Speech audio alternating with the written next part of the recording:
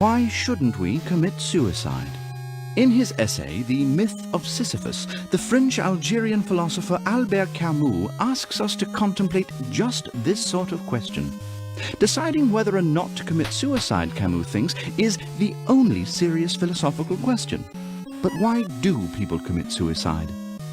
According to Camus, life is absurd, which is to say, it's meaningless. Humanity exists in a constant struggle between expectations and reality, between our ideals and how things really are. And sometimes we realize this absurdity, or too clearly.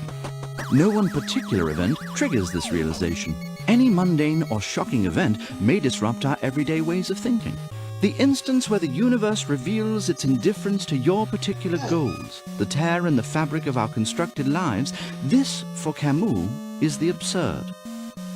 To illustrate this point, Camus recreates a famous myth. Sisyphus was condemned to an eternity of rolling a rock up a mountain for his belief that he was more cunning than the gods. As punishment, the rock would magically fall every time Sisyphus neared the summit. Camus claims that, like Sisyphus, we're cut off from a purpose. Mario may jump over 1,000 fireballs and collect all the umbrellas, but none of that matters if he never saves Pauline. Our reality is without a defined end goal. This is the fate that we are condemned to. There are a few options when confronted with absurdity.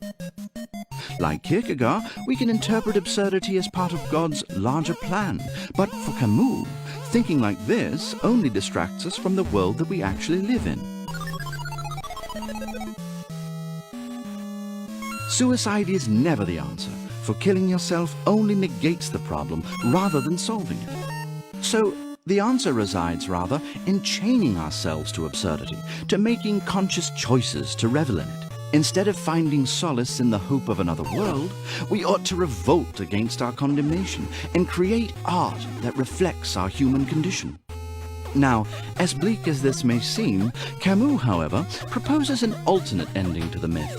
As the rock rolls down the mountain, Camus asks that we imagine Sisyphus happy. In this act, Sisyphus revolts and thereby creates meaning in his absurd punishment. After all, it's the act of creating itself that ought to matter, right?